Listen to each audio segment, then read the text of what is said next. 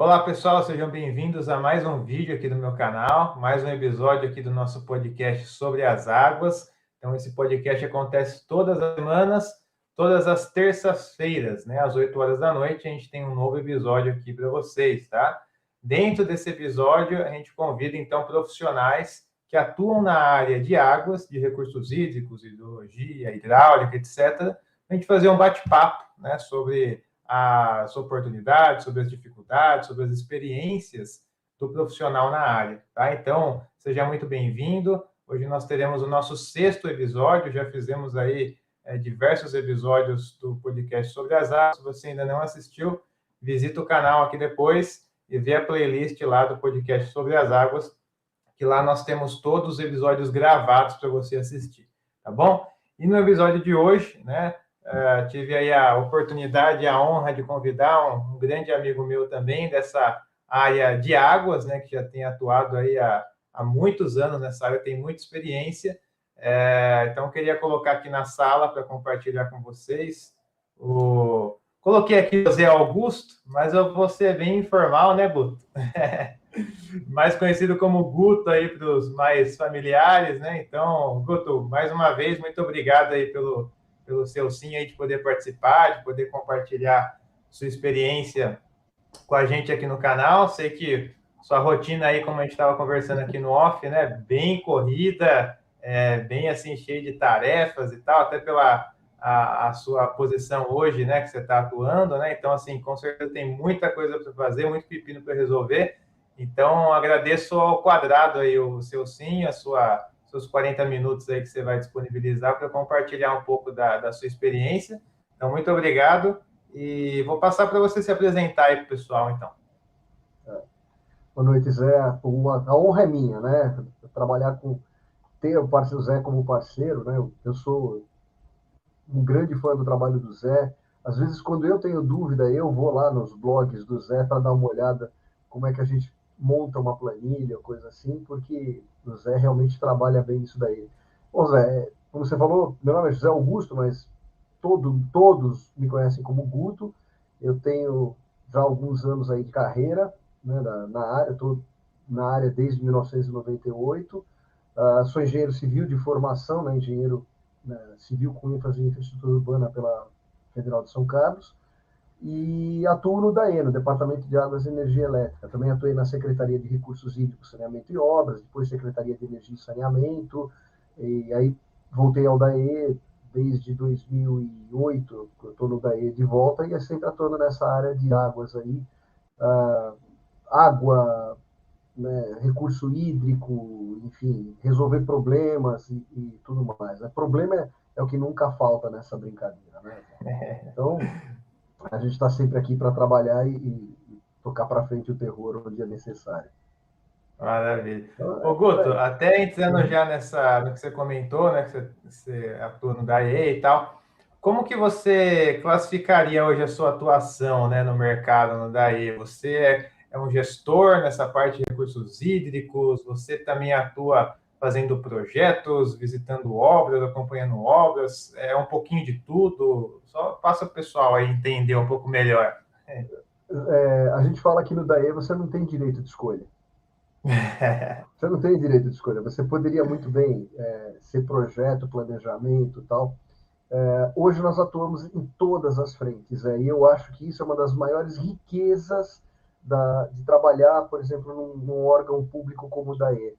Você vai desde o problema, passando pela concepção de solução, implementando essa solução no nível de contratação, de preparar o processo que é uma licitação e tal, depois atuar realmente na implantação da solução, fazer o planejamento disso, acompanhar a obra, tocar a obra, né?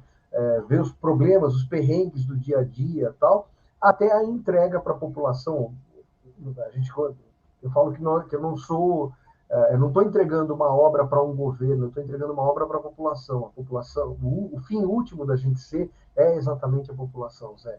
Então, nós vemos tudo isso. Isso que é tão fascinante trabalhar, por exemplo, no DAE, né? Eu vejo um pouquinho, a gente tem a questão social que leva a questão de conceber o projeto. Nós fazemos um pouquinho de projeto, não dá tempo, né? Obviamente que você não consegue chegar no nível de projeto executivo, você não consegue ter um detalhamento muito grande, então nós fazemos estudos de concepção, uma característica já de projeto básico, bem básico, que permita você contratar no regime diferenciado e tal. Nós montamos as questões de licitação, depois vamos para a parte de contratação, né, de fazer o acompanhamento, a fiscalização do contrato, e lá no final, lá na ponta, né, entregar a obra pronta, concluída, dentro do prazo, dentro do custo, dentro da qualidade que é necessária para a população. Então, nós vemos de tudo. É uma atuação fascinante, né? As pessoas que acabam, modéstia à parte, acompanhando a nossa equipe, né? Nós temos uma equipe de trabalho, é apaixonante. Essas pessoas acabam, né? Estagiários que acabam se apaixonando e querendo ficar com a gente. A carreira de águas sempre é muito bonita, né? Depois eu conto um pouquinho da minha carreira de águas, né? Acho que você já sabe essa história, né? De que eu queria tudo menos águas na vida e acabei nas águas e amando o que eu faço, né? Literalmente, eu brinco que a gente não tem nenhum dia de trabalho, todo dia é diversão. É cansativo, é pesado, às vezes é estressante, mas acima de tudo é prazeroso. Eu acho que não tem coisa melhor do que você chegar no final do dia, olhar e falar assim, pô, eu fiz diferença. Pode parecer piegas para engenharia e tal, mas não, a gente faz diferença, assim. E quando a gente atua naquilo que a gente gosta, a gente faz diferença. Aquela obra vai ficar melhor, a população vai estar mais bem atendida, seja evitando uma enchente, melhorando um canal, recuperando uma barragem de abastecimento e por aí vai, né? Eu acho que é muito isso daí, Zé. Você que me conhece, né? As pessoas estão me conhecendo, puta, o cara é piegas. Não, eu sou assim mesmo, e não só eu, como outras pessoas do DAE também. A gente gosta do que faz. Isso é fundamental. Não, com certeza. Eu te conheço aí pessoalmente, eu sei bem aí o ritmo de vocês, tanto é que é algo que traz, assim, até um orgulho, assim, né, para outros estados, né, quando a gente fez aquelas viagens, né, para fazer algumas apresentações em alguns estados, Minas, Rio Grande do Sul, Bahia, etc., né, o pessoal olha para o DAE com um grande respeito e admiração, né, e olhando, assim, nos detalhes da coisa, né, passa muito pelo trabalho que você e a equipe que você comentou desenvolve, né, que é um trabalho realmente com um propósito muito grande por trás, com esse senso muito grande de propósito, né, com essa responsabilidade, esse dever, né, então realmente isso acaba exalando, assim, sabe?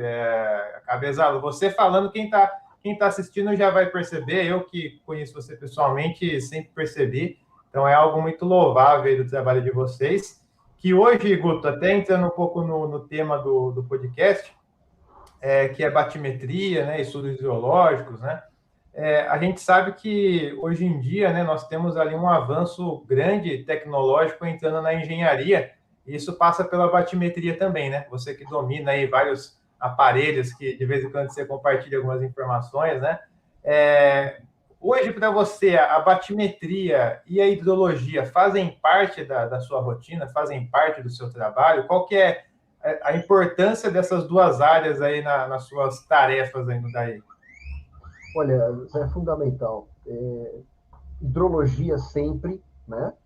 Hidrologia sempre. Meu professor de hidrologia deve estar orgulhoso, porque eu passava na mais absoluta tangente lá, e hoje... Não, é verdade, gente. Eu olhava aquilo não fazia sentido. E foi fazer sentido porque, historicamente, eu fui para ficar 3 meses e estou há 30 anos, né? Então, você começa sempre, como eu falei, que você vai do problema até a solução, né? São coisas assim, nós fazemos a batimetria, daqui a pouco a gente comenta um pouco mais, mas a hidrologia é fundamental. Eu preciso saber, ainda que estatisticamente, mas eu preciso saber como é que esse rio está se comportando, o que eu tenho que esperar. A hidrologia é uma espécie de previsão. Vamos prever o que pode acontecer, né? Não é um cara ou coroa, mas existe uma grande dose de estatística, de incerteza, tal, mas a gente procura cercar o frango por todos os lados para que isso ande bem, né? E a partir da hidrologia, então eu sei o que eu preciso, ou seja, se uma determinada bacia para uma chuva de 100 anos, né? O pessoal de hidrologia, o blog é sobre as águas, então o pessoal já está acostumado com a terminologia, né? Mas eu tenho uma chuva determinada com uma probabilidade de ocorrência aí, vamos imaginar, uma probabilidade de 1% de ocorrer a qualquer instante, né? Então, a cada segundo você tem 1% dessa probabilidade. Ela acumula? Não. Mas esse que nós chamamos de TR100, né, o famoso tempo de retorno de 100 anos, que na verdade é o inverso da probabilidade, isso é fundamental. Bom, eu tenho uma determinada bacia hidrográfica que vai me responder numa chuva desta intensidade, ela vai me responder de tal forma, ela vai me responder com uma vazão numérica qualquer, né? Vamos colocar um número N qualquer, que será a vazão dela de pico, né, no auge da chuva. No momento em que eu sei qual é a minha necessidade, eu passo a olhar o que eu não tenho, ou seja, o rio não está na forma que eu preciso, né? A maior parte das inundações e tudo mais decorre de um bloqueio, de uma seção com capacidade insuficiente que vai gerar o extravasamento da seção. Nesse momento, entra o segundo ponto, a batimetria, né? Então, eu vou percorrer o trecho que está com problema, barco, antigamente a pé, né? As coisas, daqui a pouco a gente fala um pouquinho sobre evolução, mas dá para sentir assim que nos últimos 10 anos a coisa acelerou, né? Então, você falou que eu gosto de tecnologia, gosto muito. E a gente percorria o trecho todo fazendo a batimetria, né? Tirando ponto a ponto, vendo quais eram as profundidades, qual era o desenho daquela calha ao longo daquele trecho. Com isso, eu sabia a insuficiência da calha. Se eu precisava de uma seção hidráulica de 10 e eu tenho uma seção hidráulica de 7, então eu tenho um déficit nessa seção, que aí eu só consigo saber esse déficit através da batimetria, tirando as seções transversais e tal, e fundamentalmente eu já começo a entrar na terceira parte da história. Eu sei qual é a minha previsão, eu sei qual é o meu déficit e agora eu vou começar a adequar essa calha àquilo que eu preciso. E aí entra a parte de execução. A batimetria é essencial para a gente definir o que nós vamos remover, onde vai remover e quanto vai custar, né? Porque a pergunta, depois que você mostra a solução para o cliente, né, qualquer que seja o cliente, a segunda pergunta é, né? Gostou da solução? Gostei. Qual é a segunda pergunta? Quanto custa? Então, no caso do Estado, é a primeira pergunta. Então, a gente tem que ter essa noção. E a terceira é quando vai ficar pronto, né? Quando vai ficar pronto, é sempre assim, né? E o quando ficar pronto, não dá para ficar pronto mais cedo, né? Não dá para fazer mais, não fica mais barato, é sempre aquela coisa. Mas, enfim, olhando um pouco, né, do nosso lado tecnológico, há 10 anos atrás, quando a nossa área foi estruturada formalmente, há 12 anos atrás, na verdade, quando ela foi estruturada formalmente, nós não tínhamos. Os sonares eram muito caros, a tecnologia era muito cara, então nós não tínhamos condições de ter equipamentos, nem de ponta, mas nós não tínhamos condições de equipamentos. Daqui a pouco eu falo um pouquinho sobre sonares velhos, mas nós não tínhamos condições sobre esses equipamentos, não dava para pegar um equipamento, um sonar antigo, né, que era um transdutor muito grande, que tinha que andar embarcado, então a gente não conseguia fazer isso em rios de pequeno porte, você não tinha embarcações adequadas, você não tinha calado para navegação muitas vezes, tal. Então a gente fazia o quê? Na vareta mesmo, desce põe uma vareta, põe uma trena, mede a água, vai medindo ponto, tal. Aí veio o advento do GPS. Né? Primeiro nós tirávamos uma ou duas sessões no rio e estimávamos em cima disso, né? Principalmente a gente procurava seções críticas, travessias, pontes, onde você tem um acúmulo de sedimento. Depois, com o advento do GPS, a gente conseguiu mudar um pouco isso, porque a gente conseguia atrelar aquela profundidade a uma coordenada, e isso já fez uma evolução grande, né? Para nós nós conseguimos em vez de tirar 10 ou 20 pontos, nós passamos a tirar 30, 40, 50 pontos. E aí vieram os primeiros sonares portáteis, com outros objetivos até, mas a sorte favorece a mente preparada e a gente tem que estar aberto muito às aplicações da tecnologia. Quando chegou quando chegaram os primeiros fish finders, né, os localizadores de peixe mesmo, né, o pessoal usava para pesca. Aquilo acendeu um alerta em todos nós. A gente começou a ver aquilo como uma tecnologia a ser experimentada, mas ainda assim eram equipamentos relativamente caros. E a questão de 4 anos atrás, nós conseguimos. Esse negócio mudou. Né? Fez um boom, não sei o que é a indústria, como diriam os teóricos da conspiração, né? Não sei que objeto voador não identificado caiu na Terra e barateou a tecnologia, mas, brincadeiras à parte, os sonares ficaram muito baratos. Hoje nós temos sonares monoponto, né, monofeixe, que captam um ponto por vez, muito simples, tal. Você tem que andar com o GPS atrelando ainda, mas você consegue agilizar o processo. Então, aquilo que nós fazíamos 50 pontos há 7 anos, 6 anos atrás, nós passamos a fazer 200, 300, 400 pontos. Isso deu uma resolução melhor para a gente, as estimativas ficaram melhores, os projetos começaram a avançar.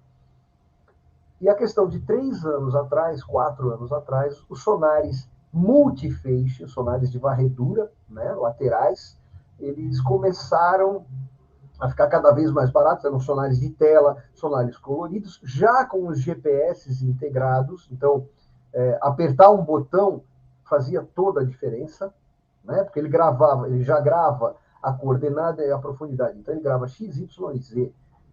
Bom, se antes a gente tirava 200, 300 pontos, nesse momento nós passamos a tirar 2.000 pontos, 3.000 pontos, 10.000 pontos. Né? 10.000 a gente tem um problema de limitação de memória de alguns sonares, mas é tranquilo chegar a 5.000 pontos numa prospecção. Né? Então, a tua resolução, hoje o que limita a resolução realmente é o GPS, né? A precisão do GPS. Você teria que começar a usar RTKs e outras coisas mais para ter uma maior precisão.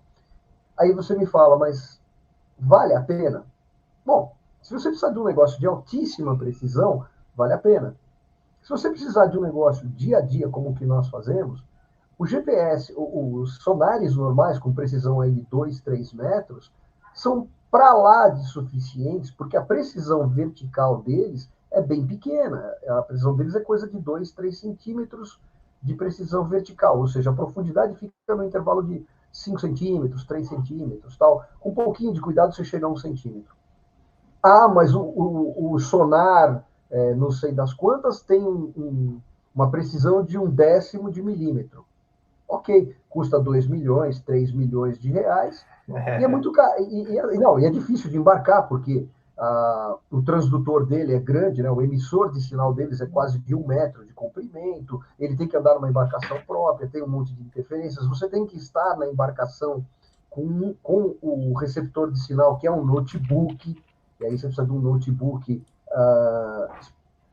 à prova d'água, né, digamos assim, porque você está num ambiente agressivo, quer queira, quer não, você vai fazer batimetria, você não escolhe onde você vai fazer batimetria. Você vai fazer batimetria onde é necessário. Você pode fazer batimetria num rio limpíssimo ou pode fazer batimetria numa lagoa de tratamento de esgoto. Você me perguntar, eu já fiz as duas, né? A diferença é que um cheira mal. Ô, Guto, uma dúvida aí na questão dos sonares, né? Você comentou do sonar que só tem um feixe, né?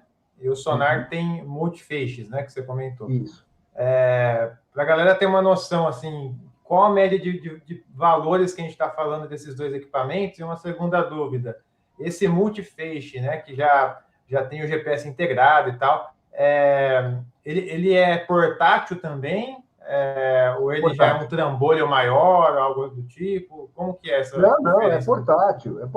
Ele está até aqui do meu lado, nem por acaso ele está aqui no chão, que nós chegamos em uma batimetria na terça-feira e ele ficou aqui no chão do lado, né? A tela ficou aqui no chão, tal. Mas o transdutor é mais ou menos 25 centímetros, tá bom? Vamos falar de preços, né?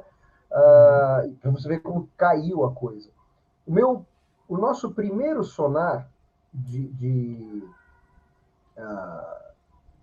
monoponto, né? De monofeixe, ele parece uma lanterna, né? Ele era um negócio assim de mão, que você tinha que levar a mão até a superfície da água e aplicar e apertar um botãozinho, né? Ele está aqui também. Esse primeiro GPS, esse primeiro sonar custou alguma coisa em torno de R$ 3.000 ou coisa assim. Isso lá Aham. há uns 6 anos, há uns 7 anos atrás. Ah, há 4 anos atrás eu comprei um, que ele também era monofeixe, então o monofeixe ele só dá um ponto, né? Ele pega, o feixe dele é pontual, é só um para baixo. Uhum. Aí eu acabei comprando um monofeixe, Fish Finder, R$ 200. Há 3, 4 anos atrás, R$ 200, um monofeixe.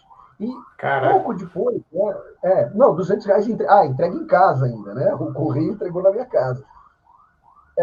E ele tem uma boiazinha, é um transdutor do tamanho de um mouse assim, né, mais ou menos desse tamanho assim.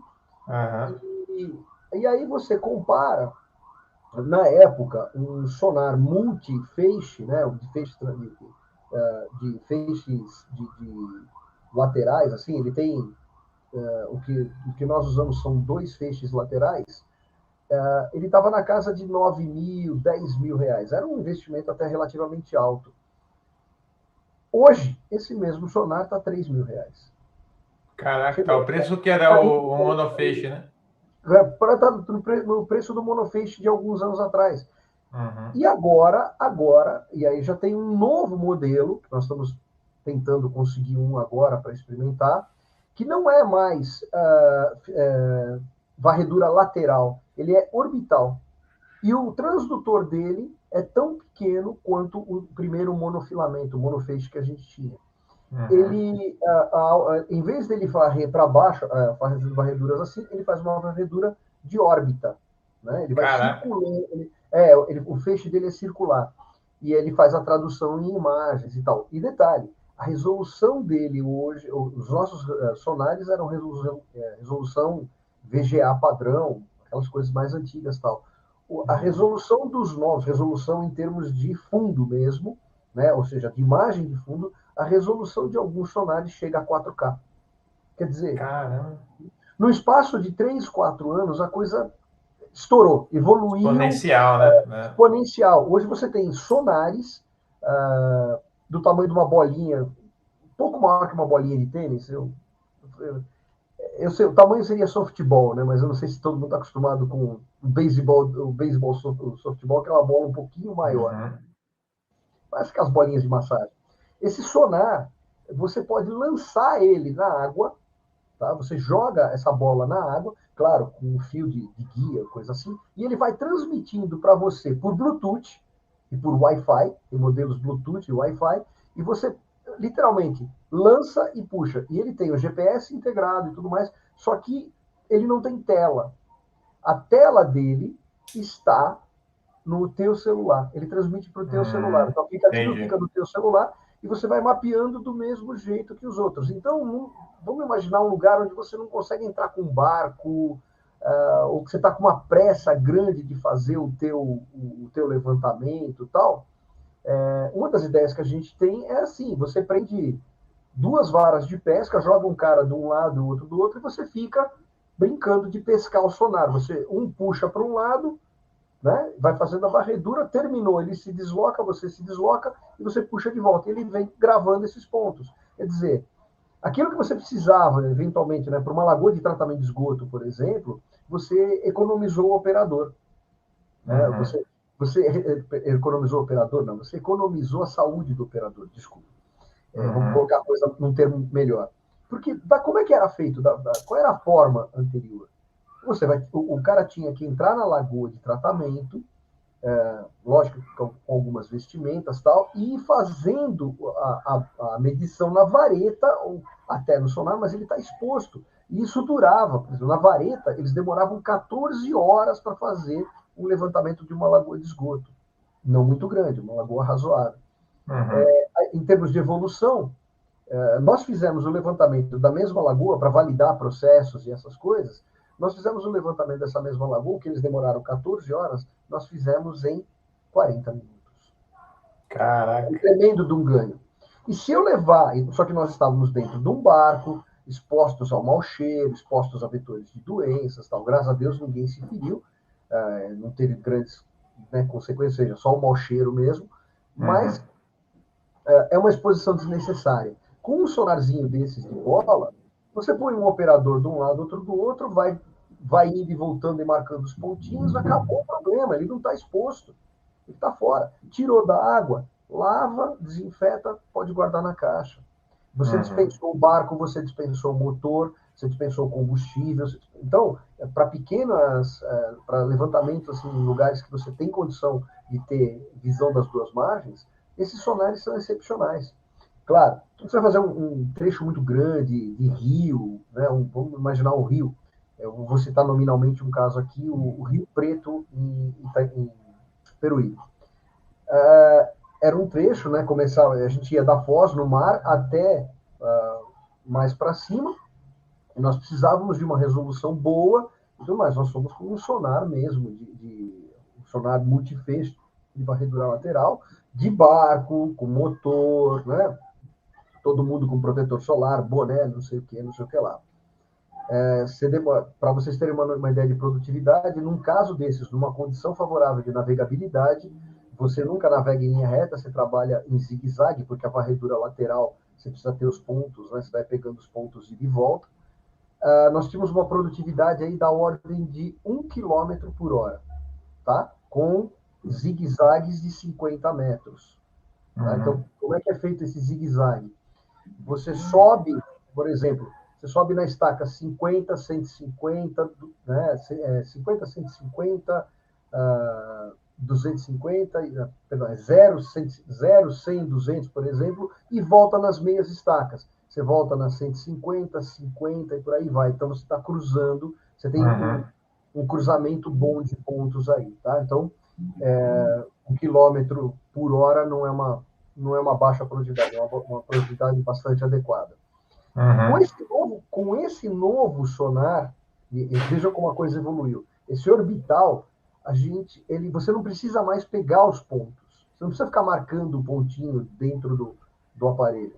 Você simplesmente dá partida no motor e vai subindo o rio. Ele vai orbitando, já vai pegando e montando toda a estrutura em 3D. Tá? Então, além de tudo, ele já gera o teu mapa, o que nós fazíamos por interpolação numérica. Você tem que levar... A gente exportava essas nuvens de pontos, e a partir da nuvem de pontos gerava um modelo digital de terreno, né? Porque é terreno, literalmente. Isso que eu ia te perguntar também, você faz a coleta dos dados e aí como você faz com o sonar, você tem ali as coordenadas X, Y, Z, né? Que é a profundidade e a localização. Isso daí, como que você transforma depois em material para você trabalhar e saber o quanto de material que você vai ter que limpar daquele córrego, daquela lagoa? Você usa o que? Outro software ou ele já traz para você o perfil pronto? Como que funciona esse tratamento? E aí também vem a evolução, né? Como a gente sempre usou o sonar, esses sonares que eu estou contando, os fish finders e tal, o custo deles é mais baixo exatamente porque você tem que ser criativo no tratamento de dados. Criativo no seguinte sentido. Que formato ele exporta? Ele exporta GPX, que é um formato de dados de GPS padrão. Você exporta esse dado para algum lugar, transforma isso. O GPX é um arquivo relativamente tranquilo, ele exporta para uma tabela, tá? Uma tabela XML, e a partir dessa tabela XML, que você pode ler no Excel, por exemplo, você faz o tratamento dos dados e joga num software gráfico tipo AutoCAD. E aí você faz as interpolações, tá? O pessoal que conhece um pouquinho de topografia, nós fazemos triangulações. Jogamos as triangulações, fechamos a seção. A partir dos dados de seção, a gente sabe que aquela seção em determinada cota, essas cotas todas estão referenciadas, é claro, né? As altimetrias tal, estão referenciadas. A partir daquela cota, eu sei qual é a seção, eu sei qual é a minha vazão atual. E aí eu sei qual é o meu déficit, como eu comentei lá atrás, qual é o meu déficit que eu preciso tirar. Né? A partir eu sabendo esse déficit, ou seja, olha, eu tenho que tirar 1 metro aqui, 1 metro do outro lado, com isso daí, vamos imaginar 1 metro a cada metro de seção. Né? Ou seja, nesta seção aqui eu tenho que tirar 1 metro, na seção seguinte mais 1 metro cúbico, né? Então eu tenho 1 metro cúbico por metro de rio. Então, se eu andar 1 quilômetro, eu tenho 1.000 metros cúbicos. E a gente vai fazendo essa integração. Existem fórmulas para isso. O pessoal que está aí na engenharia e tal, tem lá uma fórmula, lá no cálculo numérico, né, lá no pessoal de topografia, que eu brinco que o meu professor de numérico deve estar orgulhoso até hoje, que é a aproximação da lei de Simpson. Tá? Então, nós usamos aquela integral. A integral serve para alguma coisa, sim. Né? Não é só para queimar a cabeça e deixar a gente careca. Integral também serve para integrar esses volumes. Né? Então, é uma integral. Né? A gente, no final das contas, a gente acaba descobrindo que tem alguma função aquilo que a gente aprendeu lá atrás. Então, essa fórmula é aplicada nas seções equidistantes para projetos executivos. É a mesma coisa que em estradas, nós trabalhamos com seções de 20 em 20 metros e, eventualmente, de 10 metros, quando você precisa de um detalhamento em algum ponto, uma foz de rio e tal, a gente faz seções mais detalhadas. Então, integrando esses volumes na seção hidráulica, né, ao longo do eixo hidráulico que a gente quer, você tem o quê? Você tem o volume que você precisa remover. Tá? Então, antigamente nós fazíamos tudo isso por interpolação, bota os pontos no AutoCAD, gera a surface, a partir da surface geram-se as seções, se determina a vazão que você precisa e os volumes. Bom, a vazão precisa de 10 metros quadrados, a minha seção tem 8, tem que tirar 2 metros, tem que tirar 2 metros a mais para voltar a ter 10 metros quadrados. E aí você vai fazendo as contas que vêm da hidrologia, se integram com a hidráulica, e daí em diante nós vai para o projeto. O bom de trabalhar jogando no CAD, por exemplo, é que dali já sai todas as pranchas de documentação para a gente gerar o projeto, a planta, seções transversais, perfil longitudinal, a gente gera tudo isso e encaminha, no caso, para a contratação, né? No caso da licitação pública e tal. A vantagem esse novo sonar que eu estou babando, estou me coçando todo para ter que ficar o mais rápido possível, ele tem uma coisa interessante. Quem já mexeu com o GPS conhece o tal do track log. O track log os pontinhos que o GPS pega ao longo, ele pega pontos internos para manter a coesão de coordenada. Os sonares mais antigos, sonares até 2 anos atrás, não gravavam a profundidade no track log. É engraçado, eu tinha todo o track log, mas eu não tinha as profundidades. Então, o track log ficava restrito aos pontos que eu pegava mesmo, a profundidade. Esse novo orbital, ele gera, além dos pontos que eu marquei, todo o track log com profundidade. Então, eu não vou ter que ficar parando o barco, eu simplesmente vou sair arrastando, eu vou sair navegando. Então, a gente espera produtividades assim da ordem de 4 km por hora, 5 km por hora, com muito mais pontos. Eu não estou mais falando de 5 mil pontos, eu estou falando de 1 milhão de pontos. A escala é exponencial. Então, imagina você ter aquele é quase um lidar, né? Quase um sistema laser. Imagina você ter, sei lá, infinitos pontos. Infinitos é modo de dizer, mas em vez de eu ter 5, 10 pontos por uma seção de profundidade, eu vou ter 50, 100 pontos. Então, a minha seção ela vai ficar muito bem detalhada, a minha precisão em termos de volume vai aumentar e vai me permitir algumas outras inferências. Em rios urbanos, notadamente os que a gente trabalha, Tietê, Pinheiros e tal, a gente nunca sabe o que vai encontrar lá embaixo. Tá? Você pode encontrar uma carcaça de carro, você pode encontrar 2 carcaças de carro, 5 carcaças de carro, por aí vai, né? Você tem uma carcaça a cada 5 metros. Depois eu conto a piadinha a esse respeito, mas você nunca sabe o que você vai encontrar. Pode ter pneu, né? 20 mil, 50 mil, 180 mil. Só na última limpeza do Pinheiros nós tiramos coisa de, num trecho assim pequeno, nós tiramos coisa de 800 pneus. Foram 2 viagens de caminhão lotadas de pneu. E isso porque a sociedade, os fabricantes, hoje você tem toda a logística reversa, né? A questão da responsabilidade social do fabricante e tal, e que os pneus têm valor intrínseco agregado, como latinha de alumínio, ou seja, eles são aptos à reciclagem, então caiu muito o número de pneus, mas ainda é muito significativo. Entre coisas estranhas que você pode achar no fundo do rio, os pneus, carcaça de carro, carcaça de geladeira, de sofá, enfim. E a gente, às vezes, você está fazendo a navegação, ou você está preparando o teu projeto, e você... Hoje, as resoluções VGA que a gente tem, elas não te dão um detalhamento. Você sabe que tem um objeto ali, mas você não tem um detalhamento fino. Esses novos sonares vão permitir que a gente marque esses pontos. Olha, tem uma carcaça aqui. Por quê? Porque a operação de retirada fica enormemente facilitada. O cara vai com a barcaça, vai lá, ele joga a coisa, ele sabe que ele vai trazer uma carcaça. Né? Então, ele já está preparado para aquele ponto.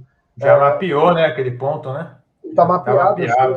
Eu sei onde está uma interferência mais pesada, inclusive o imageamento dessa nova interferência. A gente vai conseguir colocar imagens subaquáticas, no sentido de parece uma ultrassonografia, mas você vai ter uma imagem subaquática daquilo, até para identificar, é uma carcaça de grande porte. Então precisa ter o equipamento que vai arrancar, precisa estar preparado. Porque quando acontece na operação de você arrancar uma carcaça dessas, a escavadeira enrosca na carcaça. Então ela perde um tempo, porque ela vai ter que escavar em volta, ela vai ter que liberar a carcaça, porque parece que não, mas a sedimentação é bastante rápida até. Então essa carcaça vai estar meio que encalacrada no fundo do rio. Então eles precisam tirar essa coisa e depois trazer a barcaça, trazer ela para a barcaça.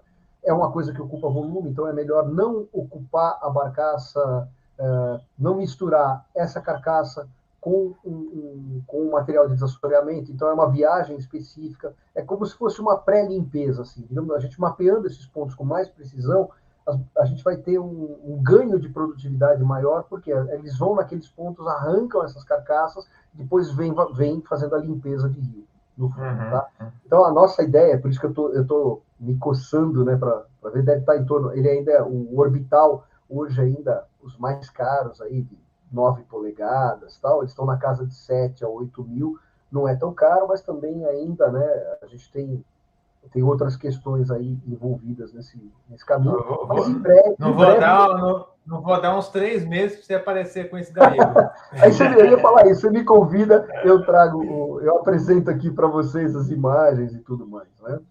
Legal. Então, assim, o que você comentou, assim, realmente a gente vê a tecnologia avançando na engenharia de uma forma exponencial, né? Em diversas áreas, né? E ainda assim que a engenharia é uma área mais tradicional, né? Não muda muitas vezes na velocidade que as outras áreas mudam, né? Mas mesmo assim a tecnologia tem entrado, a gente vê muito pela parte de modelagem também, os softwares que a gente tem disponível hoje, né?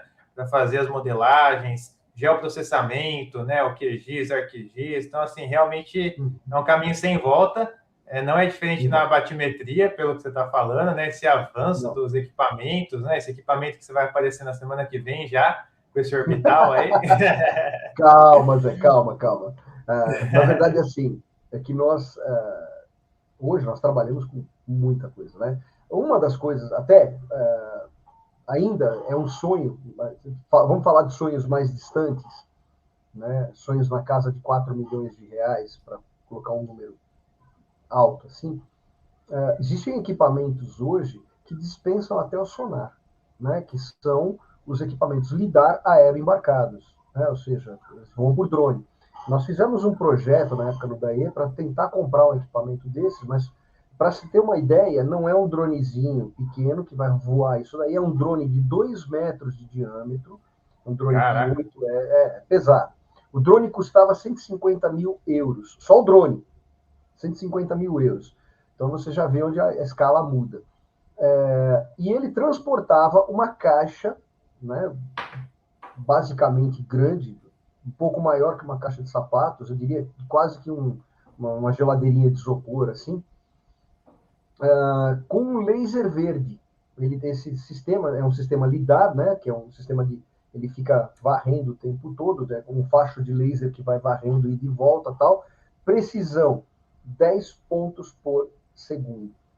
Ele tira 10 pontos por segundo. Então, você pode aumentar ele até a precisão de 1 ponto por milímetro. Claro que os voos ficam mais demorados e tudo mais, mas qual é a diferença desse tipo de varredura, né, do laser verde para os lasers convencionais? O laser verde penetra na água. Então você conseguia fazer não só a topografia lateral com altíssima precisão, como também fazer a batimetria. Porque os lasers normais, os lasers pouco coerentes, o vermelho e tal, eles refletem na superfície da água. Então ele entra em me atrapalho com a câmera, mas ele ricocheteia. O laser verde consegue passar pela água de forma direta. Então nós conseguiríamos fazer a batimetria lá de cima, a 50 metros de altura, tal. Limitações desse laser, tá? Ele só consegue penetrar 2,5 vezes o que o pessoal do meio ambiente chama de profundidade de SEC. SEC é um disco que ele é quadriculado, né? Um disco de metal quadriculado, com um determinado diâmetro, 35 centímetros por aí, que você amarra ele numa corda e vai descendo. No momento em que ele desaparecer, no momento em que esse disco desaparecer, você diz que é a profundidade visual. Então, se ele desapareceu a 60 centímetros, a profundidade de SEC é 60 centímetros. Esse laser verde, ele consegue penetrar 2,5 vezes a profundidade de SEC. Então, você conseguiria ir a mais ou menos 1,20 m, 1,50 m de profundidade. Para algumas aplicações, ótimo. Mas, por exemplo, águas muito turvas, como o Rio Tietê, como o Rio Pinheiros, reservatórios muito escuros, assim, ele não conseguiria chegar no fundo. Então, aí a batimetria tradicional ainda é a melhor solução. Tá? Eu falo, a questão foge um pouquinho da batimetria, né? E acho que essas ainda nem sabe, mas nós recebemos um veículo náutico não tripulado, um VNNT. É um submarino, tá aqui até comigo, tá ali na sala, depois a gente faz uma pausa e eu mostro. Mas eu já mostro os outros cenários também, né? O VNNT, ele tem uma autonomia aí de mais ou menos 2 horas de navegação. Ele tem 8 motores, então isso faz com que ele gire nos 3 eixos e tal. Ele é cabeado, e ele tem um alcance de 200 metros de cabo e 100 metros de profundidade. Então você conseguiria basicamente descer a 100 metros de profundidade para fazer inspeção de fundo. Para que nós usamos isso? Para procurar tubulações de barramentos. Em barragens, em geral, barragens mais antigas, a gente precisa localizar os descarregadores de fundo que estão inoperantes. A primeira coisa que cai da barragem, né, que fica obsoleta, é o descarregador de fundo por conta do assoreamento. Se ele não for operado, e via de regra não é, o pessoal fecha e esquece, os sedimentos vão se depositando nele muito rapidamente e ele se torna inoperante. Então, a gente teve um caso agora numa cidade do interior, né, Lindóia, que nós estamos recuperando lá o barramento, colocando filtros, colocando piezômetros e outras coisas que a gente pudesse trazer de volta a barragem, que foi construída nos primórdios lá atrás, em 1960, para as condições de segurança mais modernas possíveis, que são as atuais. Colocar instrumentação piezométrica, colocar filtros de areia mesmo. Então, fizemos um remendozinho na barragem com esse filtro e tal, e nós não sabíamos aonde estava o descarregador de fundo. Procura da topografia não adiantou, a gente tinha uma noção do ponto de entrada que era o registro de gaveta que existia antigamente, que estava desativado. Então, nós levamos esse veículo até lá, né, porque nós fomos com um barco até lá, soltamos o veículo na água e fizemos ele atingir o fundo da represa, águas muito escuras, ele tem uma iluminação própria, 8.500 lumens, ANSI-lumens, então ele tem uma luz muito forte, boa, que ajuda, além com a câmera, né, ele ajuda a gente a enxergar. E nós conseguimos, no final das contas, achar a tubulação em estado de miséria absoluta, quer dizer, não dava para recuperar, mas nós conseguimos achar a tubulação, determinamos o diâmetro dela, até por comparação com o veículo náutico, e conseguimos também determinar o rumo que ela estava saindo. Então, todo mundo achava que ela estava saindo a 90 graus da barragem. Não, ela estava saindo um pouquinho, né, em relação ao norte, ela estava saindo a 160 graus. Ela estava nós chamamos de esconsividade, né? Ela estava esconsa em relação à barragem, mas isso determinou para nós que nós não podíamos mais aproveitar aquele descarregador de fundo, né? Então, quem gosta de tecnologia, a coisa está evoluindo rápido. Os drones, né?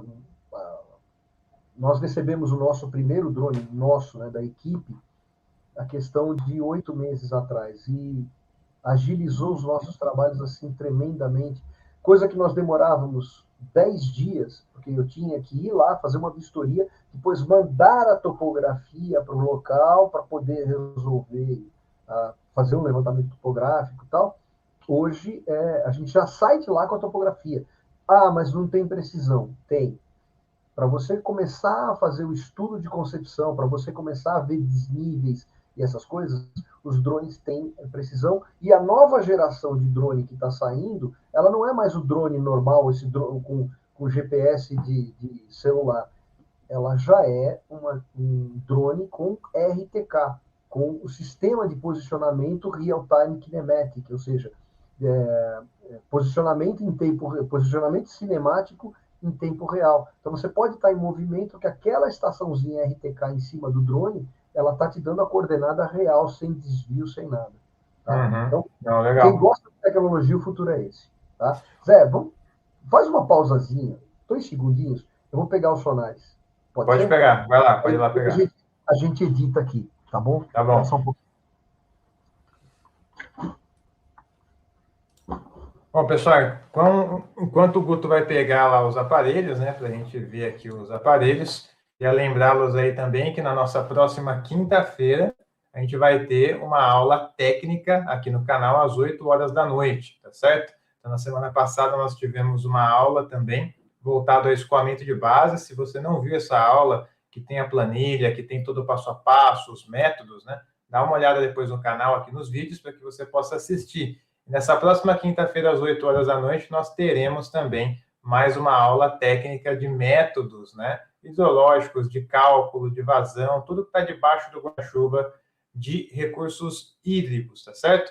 Queria lembrar vocês também, pessoal, que nós temos o nosso site /blog, que até o Guto comentou aqui também, que se chama Sobre as Águas, que é o mesmo nome do nosso podcast, tá certo?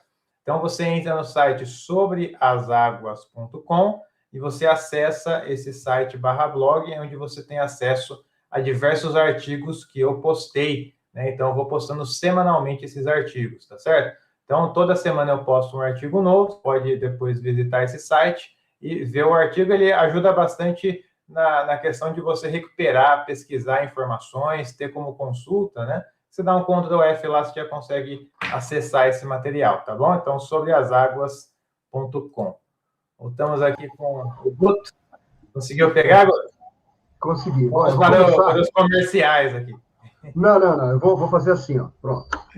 Gente, estou tampando a marca, tá? O problema aqui não é a marca, tá? É você ter o drone. Vocês veem que ele é relativamente grande, tá? Ele tem em torno de uns 45 centímetros e tal. Ó, e essa aqui é a frente dele, Zé.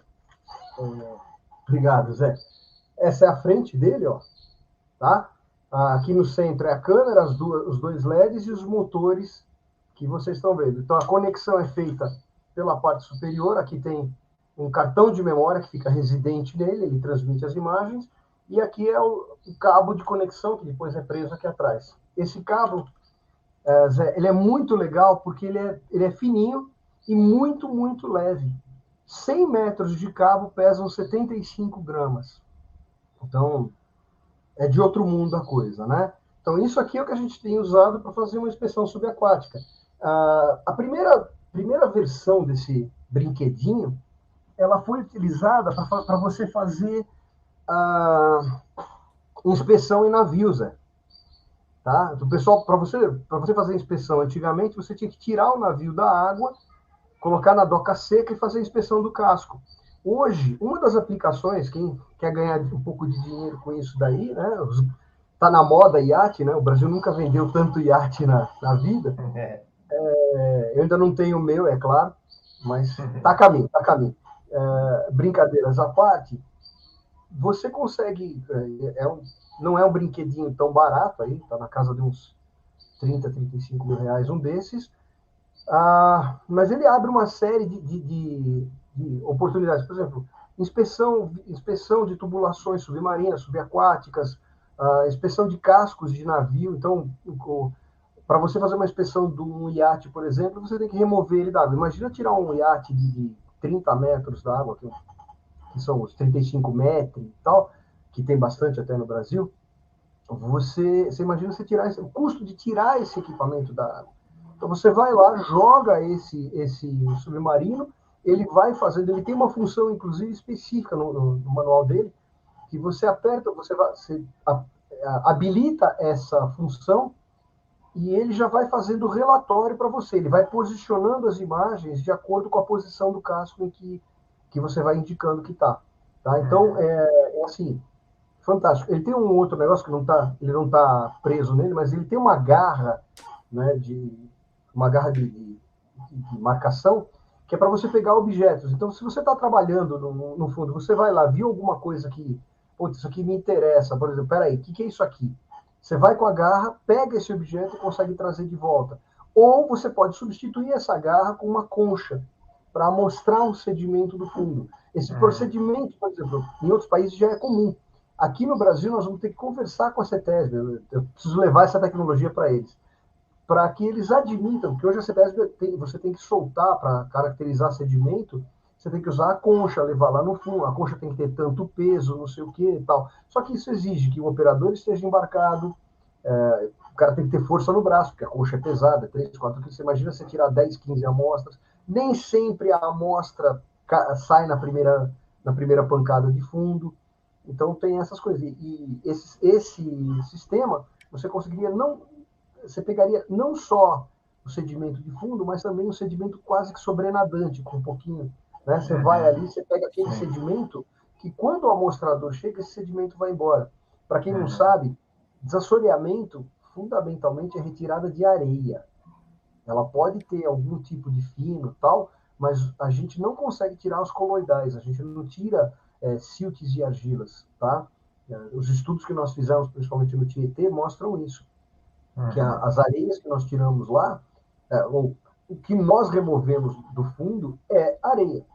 Né? São os grãos mais pesados que você consegue remover. E quando você entra, seja com a draga de sucção, seja com uma escavadeira embarcada, o que acaba acontecendo? Você tem quando você revolve aquilo ali, os finos, que é o silt, né, abaixo de 0,02 milímetro, e a argila, que é abaixo de 0,002 milímetro, esse material vai embora. Você não consegue pegar ali. Você ressuspende e ele vai embora. Então, o que você tira são as partículas da areia mesmo. Tá? Continuando, eu peguei aqui o primeiro. Esse aqui é aquele primeiro que eu falei, gente. Ó, esse aqui nem marca tem, porque a gente já tirou a marca dele, mas está aqui. Ó, tá? Então, você vê que ele acendeu. Você tinha aqui, essa aqui é a ponta de transdução, né? A ponta que emite o sinal. Vocês veem que ele está zerado aqui, está negativado, né? Porque ele não está em contato com a água. Aqui você aperta o botão, põe na água e faz a leitura, tá?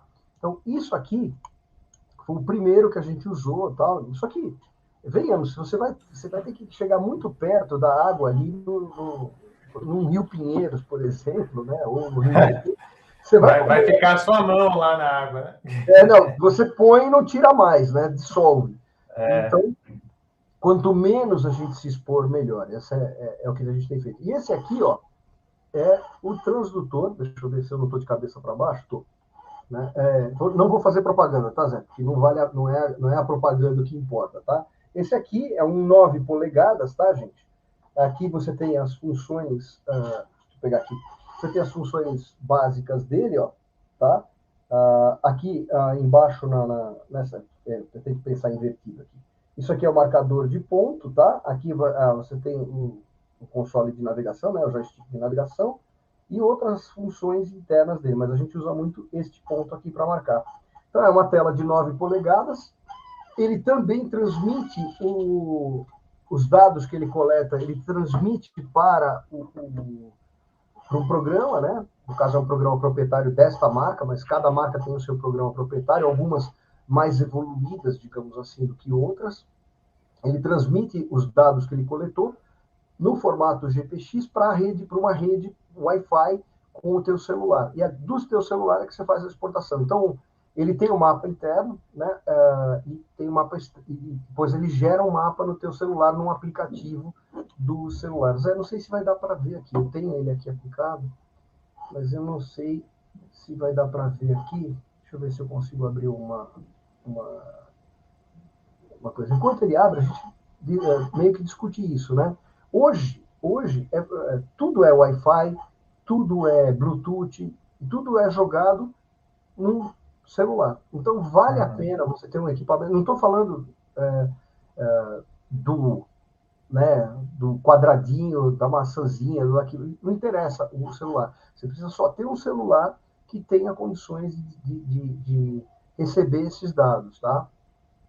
Via de regra, até os celulares mais simples que têm o Wi-Fi são capazes de conectar nessa rede, tá? Enfim, hoje... E ele vira um monitor, né? O celular, né? O celular vira um monitor. E esse nosso Sonar até, ele é de 9 polegadas, você vê, ele tem um tamanho grande, né? Grande. Quase é um tabletão, né? O nosso não é tela de toque, os mais novos já são todos tela de toque, você já vai direto no toque e tal. Mas, como é que eu vou explicar? Se eu fosse, hoje, se eu for comprar um novo, eu não vou comprar para mim, né? Você sabe que eu sou fanático dessas coisas, mas eu não vou comprar um de 9 polegadas. Nós aprendemos as duras penas que os celulares, os monitores maiores, né? Essas telas de 9 polegadas, elas são muito boas para ficarem fixas no barco, quando você vai trabalhar com ela fixa no barco. Porque se você vai estar trabalhando móvel num barco, por exemplo, num inflável, essa tela é muito desajeitada. Tá? Não é contra ela, gente, ela é excelente, mas ela é desajeitada porque você tem que ficar com ela, você tem que ficar segurando ela é uma tela grande e tal. Eu acredito que hoje os melhores para trabalhos que você não sabe em que barco vai estar, ou seja, para trabalhos móveis, eu acredito que os melhores seriam os de 7 ou os de 5 polegadas. Não dá para ir abaixo de 5 polegadas, porque aí você não tem resolução de tela. A maior parte dos sonares, chama dos fish finders pequenos, né? Eles perdem funções, eles simplificam as funções, elas estão lá dentro do equipamento, mas você não consegue puxar elas de volta. Então, nós trabalharemos com os de 7 polegadas, mais simples de lidar e tudo mais. Eu vou mostrar aqui, Zé, não sei se vai dar para ver, o besta, aqui. Eu vou mostrar uma batimetria que nós fizemos, né? Não sei se você consegue ver aí, ó. Então, o que vocês estão... Opa, gente, cada um desses pontinhos, desses quadradinhos que vocês estão vendo, são números, né? Deixa eu chegar mais perto aqui, ó. Aí são números, tá? E quanto mais azul escuro, mais perto da Terra, ou seja, mais raso, tá? Nessa configuração. E você vê aí, ó, 17 metros, 18 metros, 9 metros, 4 metros e tal. Essas cores são configuráveis, tá? Você pode configurar tal. O padrão náutico é azul escuro para terra, ou seja, para as profundidades mais rasas, tá? E a gente, isso é para padrão de navegação. O padrão, como é que eu vou explicar? O padrão de batimetria é vermelho para raso e azul para fundo. Né? Então você tem uma ipsometria, digamos assim, um mapa. A batimetria também é um mapa ipsométrico. Então, nessa ipsometria, você inverte as coisas. Você usa vermelho para áreas rasas, tá? Amarelo, depois em graduações de amarelo, verde, até os azuis, e o branco para áreas assim, além dos limites, né? Acima de... Vamos imaginar que você está trabalhando num rio, você tem uma área lá que está com 30 centímetros de lâmina d'água e outra área que está sei lá, no Rio Tietê, por exemplo, 30 metros, 40 metros de profundidade. As áreas de 30 e 40 metros, eu não vou ter nem como trabalhar, mas as áreas que estão com 30 centímetros eu posso trabalhar, né? Eu posso fazer abrir um canal de navegação, melhorar o fluxo de escoamento, tirar as macrófitas que se formam, esse tipo de coisa, né? Tirar as carcaças de carro.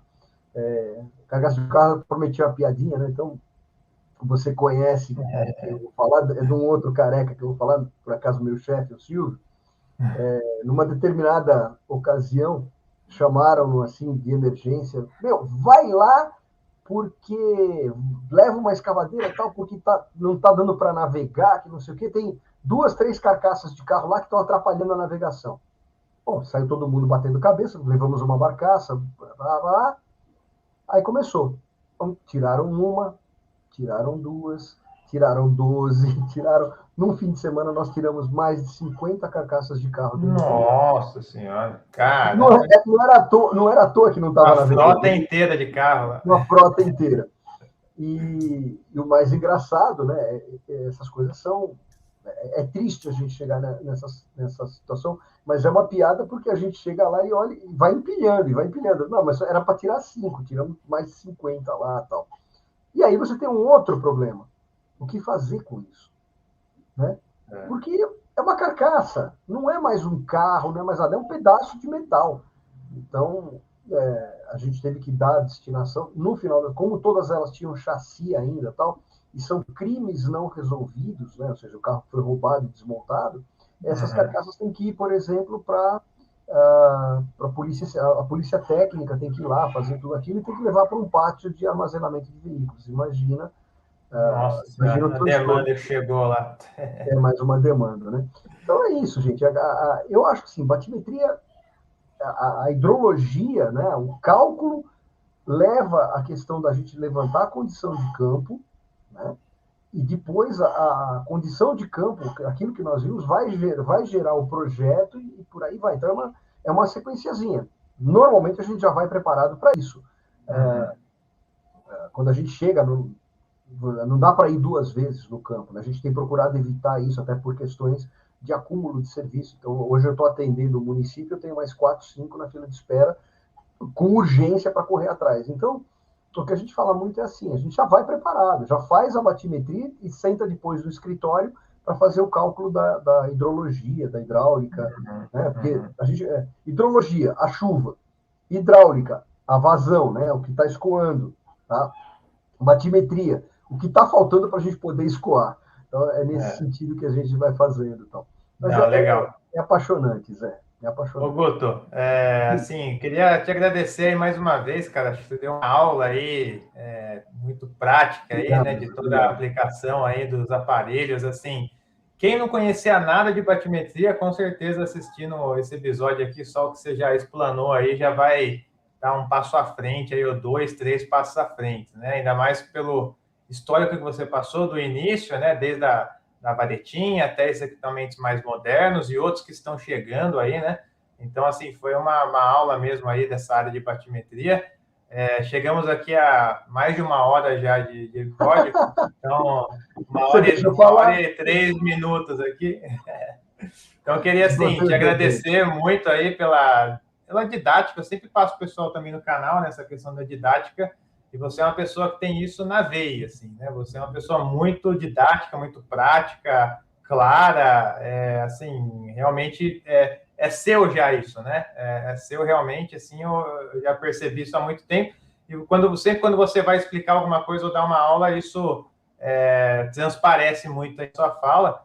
Então, te agradecer mais uma vez e queria passar para você fazer as considerações finais. Normalmente eu falo pessoal, Guto, passar assim nas considerações também, né?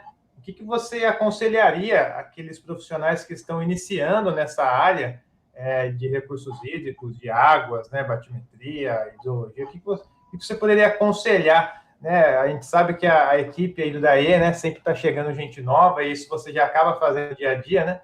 Mas o pessoal que está assistindo, né, o que você poderia deixar de dica, de orientação, um aconselhamento aí para quem está começando nessa área? E mais uma vez, muito obrigado aí, Guto. Zé, eu é que agradeço pela oportunidade de estar aqui, de trazer essas coisas, de discutir, de bater um papo tão gostoso assim sobre uma paixão nossa, né? Para o jovem profissional, eu vou dizer o seguinte: aprender sempre e fazer correlações. Você está fuçando num programa de computador, procura ver o que ele que formatos ele importa, que formatos ele exporta. Pô, esse formato aqui cabe em tal programa. Então você está fazendo uma comunicação que às vezes ninguém pensou, né?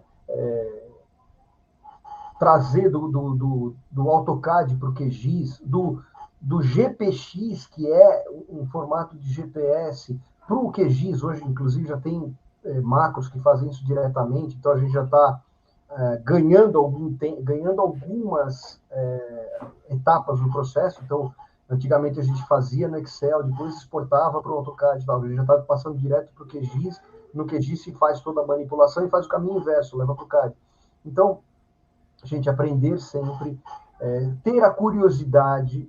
Tá? Os computadores e os celulares vieram para a nossa vida de forma irreversível.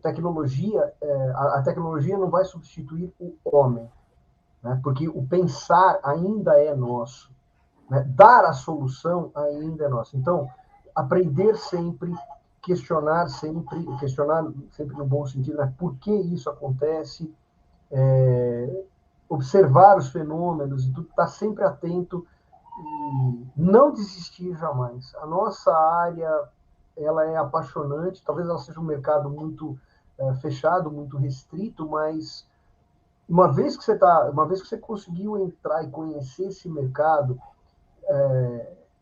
não dá para voltar para trás, porque o porte das coisas é diferente, né? Eu brinco que eu seria um frustrado se eu tivesse ficado na área que eu gostaria de trabalhar na época, que era engenharia de tráfego, né? Eu adorava isso, tal.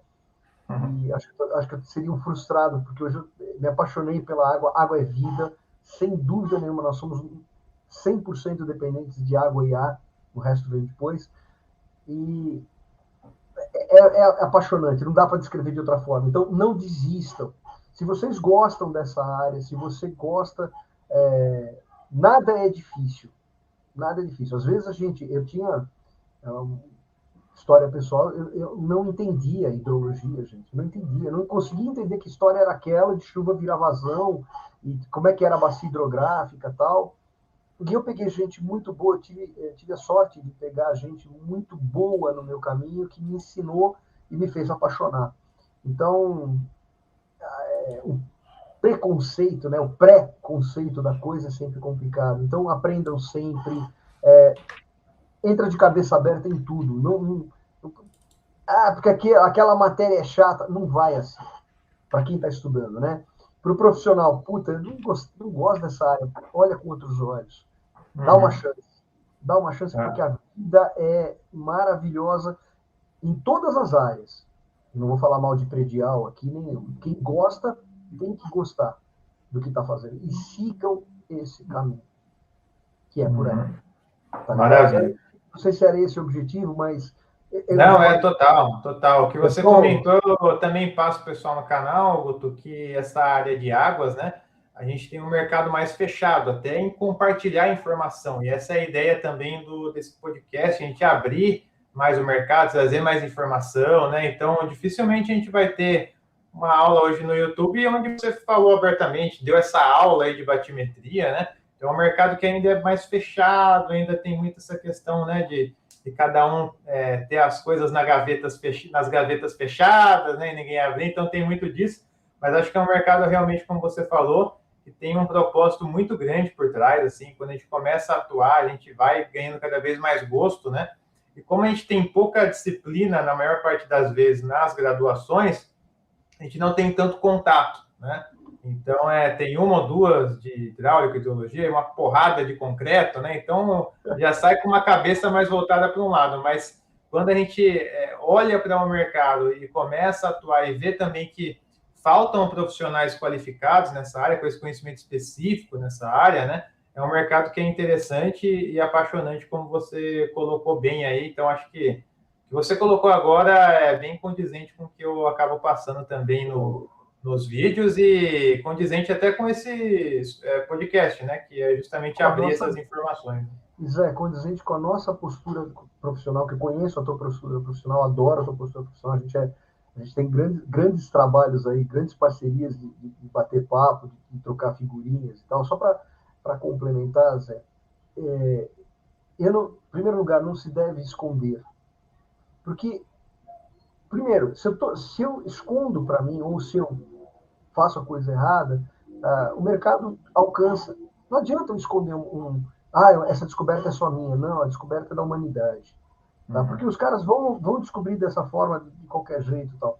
Para terminar, eu não tenho medo dos meus competidores, porque eles me forçam, claro, não estou falando assim, não tenham medo, né, não tenham medo dos seus competidores, tenham, claro, respeito pelo seu competidor, mas se ele chegou lá e você olhar e falar assim, eu chego lá também, porque ninguém não existe essa de eu sou o dono da verdade, não, eu sou o dono da verdade, não, todos nós temos as nossas verdades, as nossas ideias, as nossas sacadas que vão ajudar, tá? Então, eu não tenho medo da competição, eu não estou formando competidores, né? Quando eu dou aula, assim, eu sempre falo, eu não sou competidor, não tenho medo de passar isso, porque eu não estou formando competidores, eu quero formar sucessores. Gente, eu tô daqui a 10 anos, eu tô na praia vendendo sanduíche natural e tomando cerveja, chega, sabe? Deu. Não é que deu porque eu enchi o saco, deu porque, galera, tem gente boa, tem gente mais rápida. Eu tenho um estagiário que eu não consigo acompanhar ele nos cliques do CAD. Né? Eu viro, para, não entendi nada, volta. Mas por quê? É claro, nós discutimos, o processo é esse, mas ele é clique, clique, clique, clique. A minha cabeça já não aguenta. Nós vamos nos cansando. E é uma verdade, Zé. Coisas que nós fazíamos há 10 anos atrás, a gente não consegue fazer hoje. Para a molecada, né? Vocês adoram a balada, adoram ficar de madrugada aí e tal. Hoje, ainda que eu seja um ser noturno, eu procuro limitar os meus horários de sono, porque isso me cobra muito. No dia seguinte eu tenho que estar desperto, pilhado no 220, porque as soluções têm que ser demandadas no mesmo momento. Tá? Então é isso. Não tenham medo. Tenham respeito pelo seu competidor, pelo seu adversário. Respeito, sim. Medo, não, porque você também consegue chegar lá. Basta que você tenha a vontade de. E a única força, Zé, essa, para terminar, a única força que eu acredito mesmo é a força do trabalho. Sem trabalho a gente não chega em lugar nenhum. E é isso que recompensa. Né? Quando você vê a tua obra implementada, quando você vê um caso que você me acompanhou também lá, né, Bragança Paulista, tudo aquilo que a gente desenvolveu, era uma lagoa, era um brejo do caramba, de repente virou uma das áreas mais cobiçadas da cidade, por conta de uma intervenção simples de recuperação de uma lagoa. Todo mundo evoluiu, o preço do imóvel disparou, a prefeitura urbanizou mais ainda a área e tal. Então, a gente tem orgulho disso, e é isso que a gente tem que buscar. Né? Não, com certeza. Você vai ficar rico, você vai ter 2 Ferrari e o iate? Não. Mas você vai viver confortavelmente com a sensação do dever cumprido. Tá bom? Gente, era isso. Obrigado pela paciência, Zé. Obrigado pelo convite mais uma vez. Foi extremamente gostoso. Eu nem vi a hora passar, cara. Não, eu que agradeço. Não, eu que agradeço, Guto. Mais uma vez aí, como eu disse, eu sempre falo também para o pessoal que o nosso tempo é o nosso bem mais escasso, né? Então, assim, é muito prazeroso, né, para mim, pessoalmente, receber aqui diversos profissionais, fazer esse bate-papo, né, que são áreas que nos interessam em comum.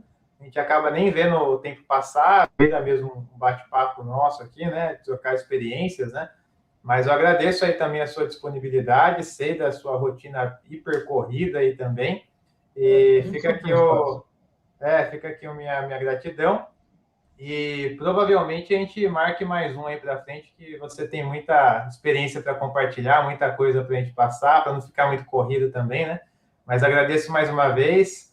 Grande abraço aí para você. A gente vai se falando aí, Guto. Obrigado. Um abraço, Zé. Uma boa noite a todos. Felicidades aí. Tchau, tchau. Valeu. Tchau, tchau. Bom, pessoal, esse foi então o nosso episódio 6, o nosso podcast sobre as águas, né? Fizemos um bate-papo aí sobre o tema de batimetria, hidrologia, trocamos experiências nessa área com o Guto, que é um grande colega, já tem uma vasta experiência nessa área, pode compartilhar, dar uma aula aqui para a gente de batimetria, de equipamentos, né? Dessa parte mais prática. Então, se você gostou desse vídeo, deixa o like aqui no canal, tá? Compartilhe esse vídeo com outros colegas profissionais. Tenho certeza que você deve conhecer pelo menos um ou dois aí que trabalham com você, ou que você conhece, ou que estudam com você, que tem interesse nesse assunto. Então, clica no aviãozinho, manda direto para esse profissional, para esse seu colega, tá bom? Se você não é inscrito no canal, clica no botãozinho aqui de se inscrever, ativa o sininho e dá uma olhada também nos outros vídeos aqui no canal, que tem uma sequência de vídeos bem bacanas aí para vocês, tá bom? Pessoal, então é isso. Muito obrigado. Até a próxima quinta-feira, às 8 horas da noite, que nós temos mais um encontro aqui no canal. Tá bom? Se cuidem, fiquem com Deus. Tchau, tchau.